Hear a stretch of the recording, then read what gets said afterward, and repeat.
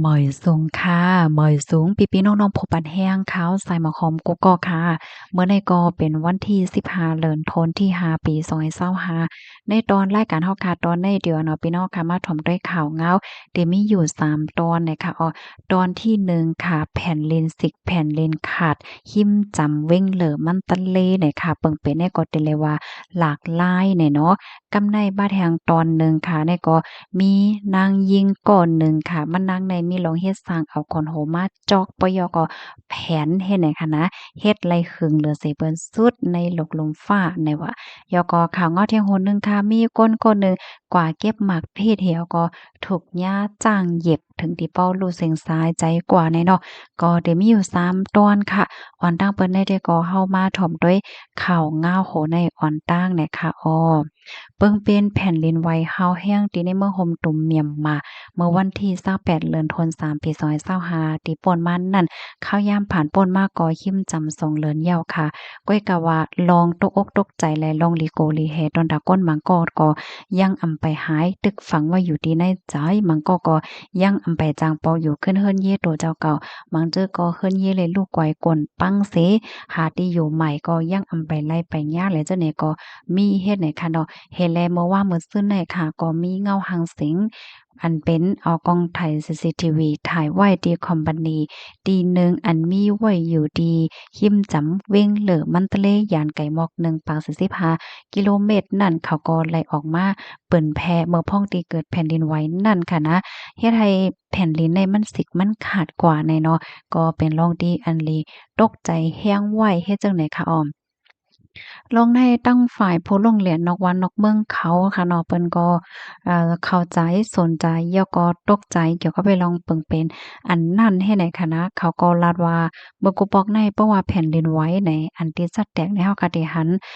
เฮิ้นว่าพาเฮิ้นว่าเฮ็ดไหนเนาะก้อยก็ว่าอันนี้ซ้ำเป็นแผ่นดินเฮ็ดไหนนะเฮามาด้วยคลิปวิดีโอมันจอมกันค่ะแหน่พี่น้องคะไปด้วยค่ะนะเมื่อเหลียวได้มันก็นิ่มเย็นไว้เฮ็ดแหนมใจค่ะ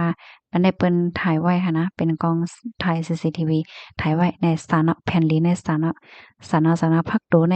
ลงกันนะหันค่ะนะแล้วก็พี่น้องค่ะจังหันหนังลิ้นในมันแตกสิกแตกไว้ค่ะนะเมื่อแต่มันในหนังลิ้นในมันมีห้อยแตกค่ะนะห้อยปืนจังน่ะเมื่อเหลียวในมันแตกกว่าเหย้าให้เนี่ยเนาะอันนี้ก็เป็นเปิงเป็นมือที่โพดมานั่นแหละค่ะเกี่ยวกับไปลองได้มีชื่อว่าจอห์นวิดีโอเนี่ยเนาะเป็นก้นโรงเรียนก้นเรียนเพียนเกี่ยวกับเลยลองแผ่นดินไหวตีจั่นจอม Southern California เมืองอเมริกาค่ะเขาก็ออกมาลาดว่าเปิงเป็นจึงหนังในเขาอำต้อนยามหันมาเสปอกมันเป็นลงตีหลีเข้าใจหลีสนใจหลีปักใจได้แต่ปยก็เป็นลงตีหลีไม้ใจนาในนั่นค่ะอ้อม ก็เปิ้นว่าแผ่นลิ้นในป้อมันสิขาดกว่าพี่น้องเขาวนด้วยคาราก้นเฮาในมันอยู่เนินนางลิ้นเมืองให้ในนั้นน่ะนะข้อมูลในคาเลปีมาที่ห้องการข่าว PPTV HD 36ออกไว้นะคะอ้อ เพศสภาวะเนี่ยก็ไคลิโกไว้ค่ะเนาะพี่น้องเฮาค่ะลูกตีขาวเงาโหดในเฮแลกับในเฮามาถ่อมด้วยอันนี้ก็เป็นเปิงเป็นหลักๆไล่ๆในมีนางยิงก่อนหนึ่งค่ะมันนั่งในจอกขนโหเสียก็เอาห้อยโคเนาะขึงไหล่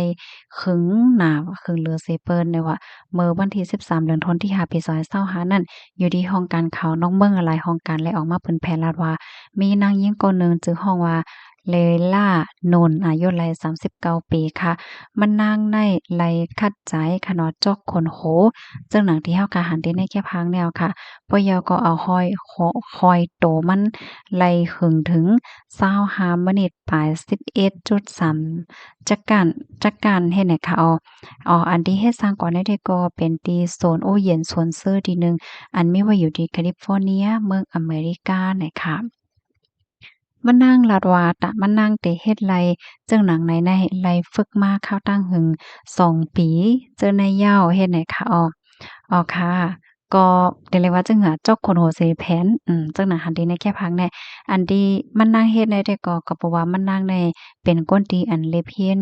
ฝ่ายป้ายในค่ะเนาะป้ายออกแห้งป้ายเรียนจึงว่าสังว่าเจ้าในให้เนี่ยเนาะกำนั้นอย่าไปก่อเยิงมานั่งในว่านะอย่าไปก่อเยิงมานั่งละลาคานาเฮ็ดให้เนาะเมื่อเหลียวแดมานั่งก็เข้าป้าในเสียนจือตีว่าเจ้าคนโหแผนไล่ขึงเหลือเสเพิ่นสุดในหลกลมฟ้ากว่ายาวเนี่ยค่ะคอมมอนตอนในค่ะเลยปีมาที่ห้องการข่าวสดออกไว้เนี่ยค่ะเนาะลูกดีในเฮแลกำในเฮามาถ่อมด้วยข่าวเงาเทียงโหนึงค่ะอันนี้ก็ก้นกว่าหาหมากพิษกว่าเก็บหมากพิษให้ได้ว่าในก้อยกาซ้ำถูกหญ้าจ้างเหยียบถึงที่ป้อรู้เสียงสายใจดีในกลางป่าว่าในเขาเมื่อวันที่14เดือนธันวาคมที่5ปี2025ข้าวยาม12โมงค่ะอยู่ดีเจ้าหน้าที่ภูมิพลพรเขาไล่หับตึงลาดว่ามีก้นหาหลายกว่าเนี่ยค่ะเปิงเป็นนั่นได้ก็เป็นดีเจดอนสาเจิ้งเศร้าเนี่ยค่ะอ่อนหน้าในเมื่อวันที่13นั่นก็มีนางสาวจารุณีเขาตึงลาตีเจ้าหน้าที่ภูมิพลพรท่าตะเกียบว่าก็เป็นปอมันนางในหายออกเฮิรนกว่าตั้งแต่เมื่อวันที่13นั่นเย้าวันที่13ค่ะเนาะข้าวยาม10โมงกลางไหนเฮ็ดจังไหนนะเมื่อแต่มันในปอเขาได้ก่อนลาดว่ากว่าเก็บหมากพิษดีในสวนยางอันมีไว้อยู่ที่หมู่ที่15วานเขาตลาดท่าตะเกียบให้เนี่ยนะก้อยกะว่าข้าวยามป่นกว่าหลายวันย่อปอเขาเนี่ยก็ซ้ำอำปอกมาเฮิรนสิปอกลาเฮ็ดไหนเนาะก็ไม่อกไม่ใจนั่นน่ะแหนไว้หลังเสกว่าตึงลาดเหย้าไหนเจ้าหน้าที่ภูมิพลพรเขาหลายปาหลายฝ่ายค่ะเนาะก็ไล่อ่อนกันออกจ้อมหาเฮ็ดจังได๋ค่ะเพราะว่าออกจ้อมหาเหย้าเนี่ยก็ไล่กว่าโฮบทบหันนะอันเจ้าหน้าที่เขากว่าในเขากว่ากันหลายก็นะเดี๋ยวมีเจ้าหน้าที่ฝ่ายป่าไม้เจ้าหน้าที่ฝ่ายจ้อยแถมผู้ใหญ่ก้นลงวานผู้สื่อข่าวและเจ้าไหนไล่คมกันลงปืนตีกว่าทัดด้วยว่าหางไว้ไหนเนาะลื่นสุดก็เลยก็ฮบทบหันขับโตผู้ใจายก็นั่นค่ะในก็จ้อมแขนจ้อมขาเจ้าใดในซัมปอแต่เลยว่าจะเหือปุดผาดออกกันให้เนี่ยนะอ้อ เจ้าหน้าที่เขาก็คาดล่ำว่าแลบได้ถูกญาติจ้างเฮ็ดให้จ้างเหยียบให้เนี่ยถึงที่บ่รู้สึกสายใจเนี่ยค่ะกำนันเปิ้นก็เอาขับโตออกมาเฮยก็เต